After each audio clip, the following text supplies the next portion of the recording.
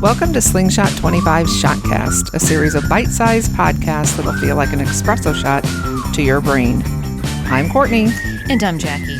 And something we've been thinking and reading about is Artemis II. Oh. Artemis II, like, it's really fun when the news sort of collides with our work.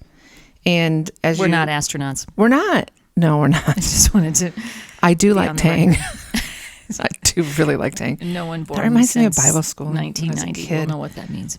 And cocoa stuff. Okay, so a lot of the news articles, it's fascinating to hear the maybe technical details of the space mission and how they splash in the ocean and all those things. But the pieces of the news that caught our eye were how many stories highlighted the effectiveness of this team and why it was effective and what made it different. And great leaders, great leadership principles, great team dynamics, and all of those things.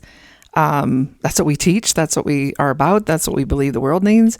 And so what are some of the things, like I think we're just going to spend a little bit of time kind of picking apart different things that line up to our mission. Oh, we aren't astronauts, but we have a mission. Well, so what is one, Jack, that you are space talk. I think that's kind of cool. This is space talk today. I love that you've already referenced in there, Courtney, that we often say your world needs better leaders. Mm-hmm. Be one, and we mean that. We don't. It kind of sounds a bit slogany, and it is indeed a slogan that we use, but we mean it. The world needs better leaders, and we recognize that we don't expect all of our participants in our classrooms and the people that we coach to serve the world, like the big blue giant world. But we mean your world, and although the crew members of Artemis II were they were something that the whole world looked up to, for sure. Certainly, in the United States, because this, of course, was a mission that came from this country. But they are something that the entire world looks up to. When we talk to the people that we work with, they're not typically in positions that they are known by the entire world. But we still mean your world. Your world needs better leaders. And we saw we read a lot about the crew in this particular mission that represents a lot of things that we talk about, as you've said, Courtney, things like humility, emotional intelligence, psychological safety, lowering your ego, like not letting. Can you imagine being in a tiny space capsule with giant egos? Like it couldn't play. It wouldn't play. It would destroy the mission.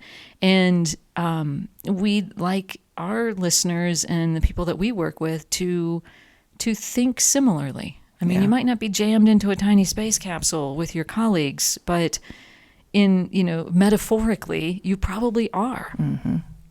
And when you list those attributes, I think one of the things that stands out to me is humility, curiosity, empathy, the believing each other, believing your team. Those are, at Slingshot, those are skills. Right. They are not attributes. It's not Maybelline. You weren't born with it. Like, if you work on it, we define a skill as anything that if you work on it and practice it, you can get better at it. And so the people that they picked for this team, they were skilled in being great human beings. That's right. And that's what we teach. And we want everyone to go, you know what, if I'm not that leader, if I'm not that person, if I'm not that teammate, I can become it if I want to learn. I can become it if I'm willing to practice. I can become it if I'm willing to be uncomfortable and awkward and grow a little bit, because they're available to a lot more people than are using them. That's right. And it does take some real commitment and dedication to being that kind of person. And once you have that, and then you work on those skills, it's available to you. Mm-hmm. Like you really can be that good, that great. And I'd also like to point out here, one of the things that we know is you can't just demand this of people, though. One of the things that we see is all the values posters and stuff hanging around in the corporate workplace, even like leadership models, stuff like this, that just has all of these words that we're kind of known for calling them corporate weasel words, meaning that people stare at these words so often they get drained of meaning because there's no efficacy in associated with these words in their workplace. They see them hanging on the walls, but they don't really live them in their day-to-day lives.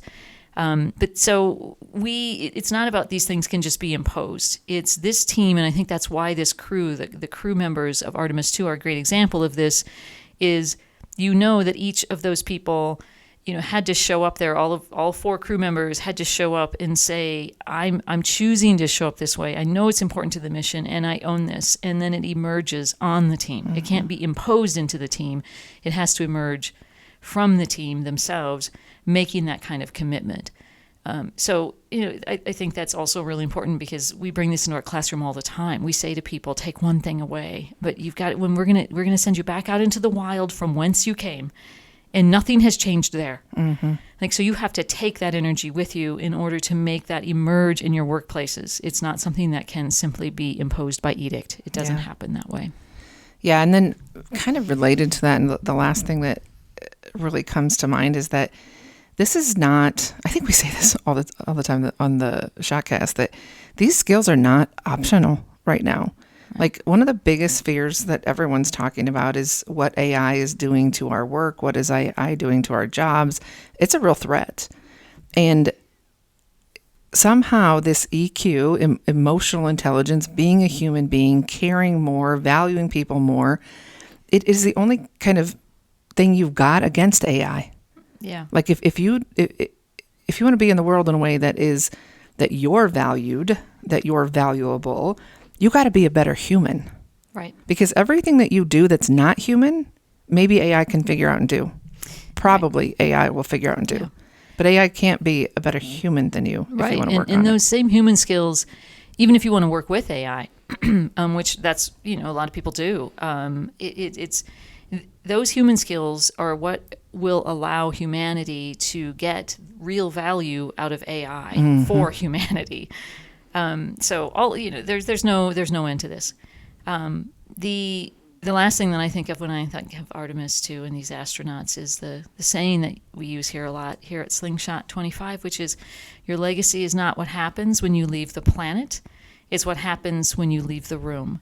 And we mean that for all of our listeners, unless you're an astronaut, because you actually do get to build your legacy by leaving the planet, but you get to come back and claim it.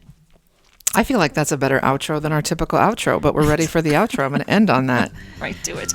All right, that really is all for this episode of our Shotcast, but we always have much more to say.